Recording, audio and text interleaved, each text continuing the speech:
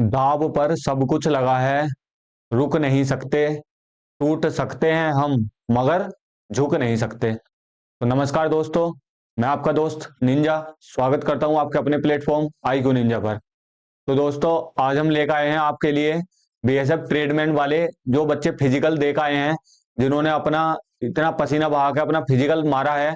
उन बच्चों के लिए आखिर क्या आगे का प्रोसेस है, कैसे एग्जाम देवें, क्या क्या एग्जाम में आता है, कितना शेप स्कोर फिक्स करें और कितना क्या कंपटीशन रेशो है, इन सभी के बारे में हम आज आपको एक वीडियो में बात करेंगे। ठीक है बच्चों। तो जो बीएसएफ का फिजिकल दे के आए हैं ना बच्चे, जो फिजिकल चल रहे हैं और कंप्लीट होने वाले हैं, उन बच्चों के लिए मस्ट वॉच वीडियो है। ये वीडियो आपको जरूर देखनी चाहिए। इस वीडियो में आपको हम एग्जाम डेट भी बताएंगे और कैसे एग्जाम की तैयारी करें, अपना श्योर सिलेक्शन निश्चित करें ये भी बताएंगे, और कितनी कट ऑफ जाएगी, प्रीवियस ईयर कट ऑफ क्या है और कितना कंपटीशन है, ये सब बताएंगे। अगर आप ये वीडियो मिस कर देते हो तो हो सकता है आप बहुत कुछ, आपकी पूरी मेहनत बेकार हो जाए। ठीक है गाइज, तो हम आपको सबसे पहले लेके चलते हैं कितने फॉर्म पड़े हैं इस वैकेंसी में, और कितने फिजिकल के लिए अपियर हुए हैं, और कितनों ने फिजिकल मारा है, फिजिकल पास रेशो क्या है। ठीक है गाइज, जैसे आप सभी को पता है, टोटल अप्लाई फॉर्म जो है ये 10 लाख फॉर्म पड़े थे। ठीक है गाइज, बीएसएफ ट्रेडमैन वाली में 10 लाख फॉर्म पड़े थे, जिसमें से फिजिकल के लिए जो प्रेजेंट हो रहे हैं वे 80% प्रेजेंट हो रहे हैं। जो बच्चे फिजिकल देने जा रहे होंगे, ग्राउंड रियलिटी क्या है, मैंने भी, जो मेरे कांटेक्ट में बच्चे थे उनके कई के मैसेज आए हैं, उन्हीं के अनुभव पे और ग्राउंड रियलिटी से ही आपको ये सब जानकारी दी जा रही है। बाकी वे बच्चे कमेंट बॉक्स में खुद बता देंगे, जो बच्चे फिजिकल देने जा रहे हैं, कि 80% प्रेजेंट हैं और 50% पास हो रहे हैं फिजिकल। कोई बोल रहा है किसी वीडियो में फिजिकल परसेंट 20% पास हो रहे, 30% पास हो रहे, 70% पास हो रहे, तो ऐसा नहीं है। ओवरऑल अगर हम एवरेज की बात करें बच्चों, तो केवल 50% ही पास हो रहे हैं। किसी किसी बैच में क्या हो रहा, जैसे 100 भगा रहे हैं, तो 100 में से हो सकता है 70 पास हो जाएं।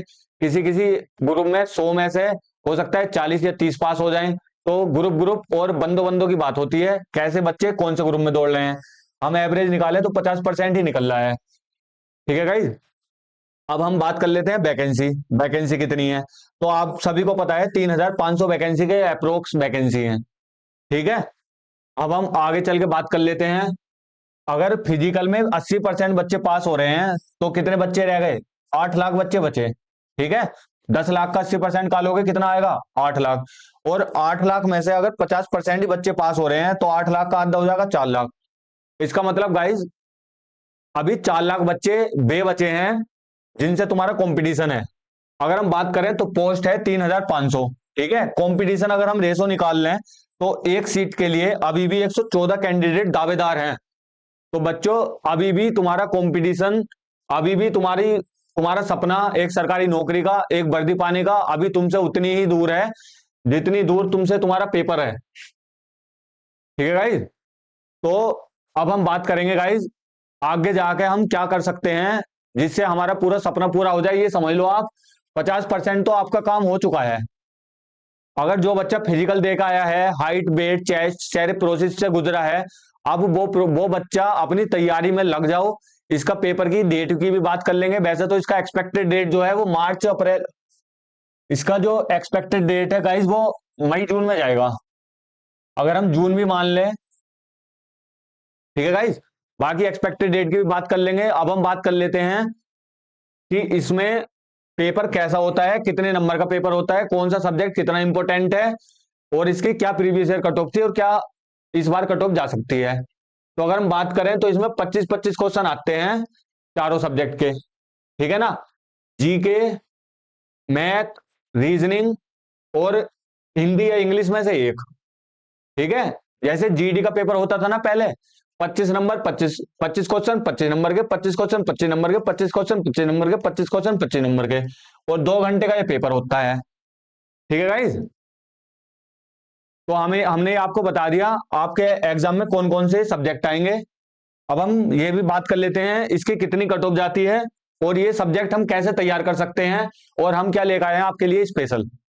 ठीक है, अगर हम बात करें तो बच्चों, जिन्होंने पिछली बार फिजिकल पास किया था उसके बाद उन्होंने पेपर दिया, पेपर देने के बाद अगर किन्हीं किन्हीं, मतलब इसकी कट ऑफ जो जाती है वो स्टेट वाइज जाती है। तो अगर किसी स्टेट में यूआर के 48 भी है ना, तो उसका भी सिलेक्शन है। और किसी स्टेट में यूआर के अगर 76 या 76 है, तो उसका जब जाके सिलेक्शन है। तो इसकी जो फाइनल कट ऑफ जाती है ना, ये जाती है state wise and post wise. जो छोटी पोस्ट है उसकी कट ऑफ कम जाएगी, जो पहाड़ी इलाके हैं या फिर जो इधर की नॉर्थ ईस्ट साइड या साउथ साइड पढ़ते हैं इनकी कट ऑफ कम जाती है, और जो नॉर्थ साइड पढ़ते हैं इनकी कट ऑफ थोड़ी सी हाई चली जाती है। बाकी कैटेगरी वाइज फर्क पड़ता है। अगर हम देख लें, जो लोएस्ट कट ऑफ गई है पिछले साल की, वो 48 गई है यूआर वालों की, ठीक है ना गाइज। और हम बात कर लें कौन सी पोस्ट के लिए गई थी, ये कोबलर के लिए गई थी, ठीक है।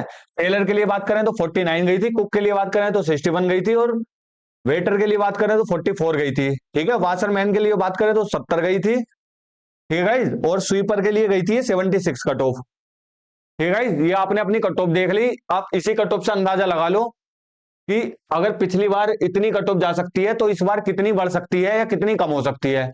तो आइए हम ले चलते हैं आपको अब मेन चीज पे। आपकी मेन चीज है गाइज आपका एग्जाम। तो दोस्तों आपकी मेन चीज आपका एग्जाम है, ठीक है दोस्तों।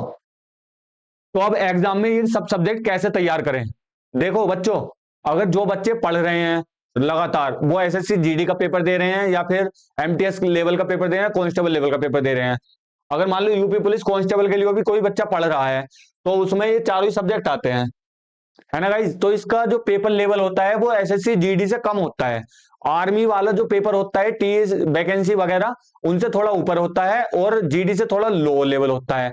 तो मैं अब आपको बता दूं, सब्जेक्ट वाइज देख लेते हैं। जैसे रीजनिंग है, reasoning and math.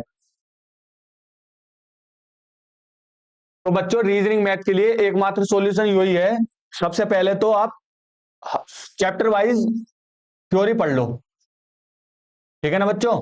Chapter wise सारे चैप्टर पढ़ लो, रीजनिंग के भी सारे चैप्टर और मैथ के भी सारे चैप्टर। एक बार वन शॉट वाली वीडियो देख लो, यूट्यूब से पढ़ लो, पेड क्लास तुमने कोई ले रखी हो उससे पढ़ लो, किसी भी चैनल से पढ़ लो। बस एक बार आप ये चैप्टर वाइज क्लास से पढ़ लो, ठीक है गाइज। उसके बाद क्वेश्चन लगा लो, चैप्टर वाइज क्वेश्चन लगा लो। तुम्हारा इतना काम हो गया, उसके बाद तुम्हें कुछ नहीं करना, केवल प्रैक्टिस सेट लगाने हैं। और वो प्रैक्टिस सेट कौन से लगाने हैं, पीवाईक्यू आधारित प्रैक्टिस सेट लगाने हैं। जो पिछले साल पेपर हुए हैं ये, या तो बी प्रैक्टिस सेट लगाओ रीजनिंग मैथ में, या फिर उन जैसे जो प्रैक्टिस सेट हो।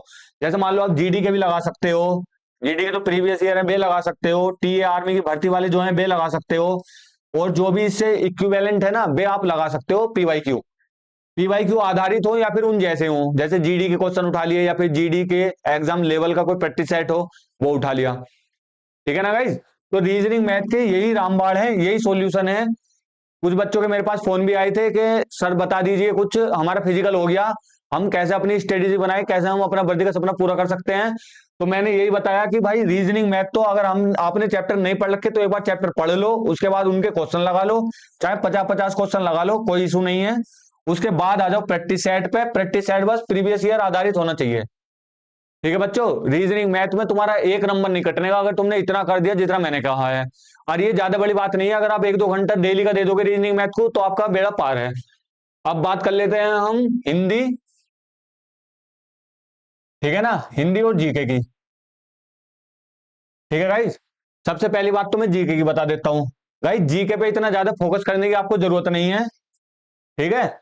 जीके पे इतना ज्यादा फोकस मत करो, बस जितने दूसरों के आएंगे उससे थोड़ा सा ज्यादा ले आएंगे हम। उसके लिए क्या करना है, अगर आपने पूरा जीके ना पढ़ रखा तो मत पढ़ो, पढ़ने की कोई आवश्यकता भी नहीं है। केवल प्रैक्टिस सेट लगाओ जीके में,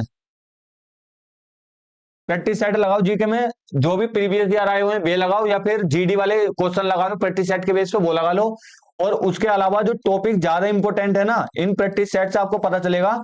जैसे मान लो पहाड़ों हिमालय के क्वेश्चन ज्यादा पूछ रहे हैं, ठीक है ना, या फिर विश्व की जो प्रमुख चोटियां हैं, सबसे ऊंची ऊंची चोटियां जैसे एशिया की या यूरोप की या साउथ अमेरिका या नॉर्थ अमेरिका, ये टॉपिक आपको पता चला कि इससे क्वेश्चन ज्यादा पूछ रहे हैं, तो हम केवल वही टॉपिक उठाएंगे और वही पढ़ देंगे। केवल जीके में ये दो चीज करो बच्चों। अगर एक बार तुम खुद इस चीज को इंप्लीमेंट करके देखो, अगर तुम्हारे पे असर ना पड़े, तुम्हारे स्कोर पे असर ना पड़े, तो आके हमें बता दो भाई। 100% गारंटेड है, 100% गारंटेड है, स्कोर बूस्ट होगा होगा। एक बार आप अप्लाई करो इसे, ठीक है ना बच्चों। और उसके बाद हिंदी की बात करो, तो भाई हिंदी में, हिंदी है स्कोरिंग सब्जेक्ट, इसमें तुम्हें पूरे में से पूरे मानने की कोशिश करनी है, पूरे में से पूरे नंबर लाने की कोशिश करनी है। तो हिंदी में तुम चैप्टर वाइज पढ़ लो, चैप्टर वाइज पढ़ने के बाद चैप्टर वाइज क्वेश्चन लगा लो, ठीक है ना गाइस। हिंदी में भी नंबर लाना इतना आसान ना होता है, इसलिए थोड़ी मेहनत हिंदी पे एक्स्ट्रा मेहनत करनी चाहिए, ठीक है ना। जीके को जितना कम पढ़ो उतना फायदा, हिंदी को जितना ज्यादा पढ़ो उतना फायदा, और रीजनिंग मैथ को पढ़ लो मॉडरेट, ठीक है ना गाइस। चैप्टर वाइज के बाद आ जाओ तुम प्रैक्टिस सेट पे, ठीक है। इसके अलावा जो तुम आप मॉक लगा लो, जो भी जिस भी ऐप से आप मॉक लगाते हो, चाहे टेक्स्ट बुक से लगाते हो या फिर किसी भी ऐप से आप मॉक लगाते हो, उन पर मॉक लगाओ और अपना स्कोर चेक करो। अगर इतना सब करने के बाद अगर आप मॉक लगाओगे तो भाई 100% गारंटी है आपका स्कोर बढ़ेगा, 100% स्कोर बढ़ेगा आपका, ठीक है ना बच्चों। तो ये मैंने बता दिया आपको क्या कंपटीशन है, क्या ग्राउंड रियलिटी है, कितने बच्चे फिजिकल में पास हो रहे हैं और कितने बच्चे पेपर के लिए पेपर में बैठेंगे, ठीक है ना।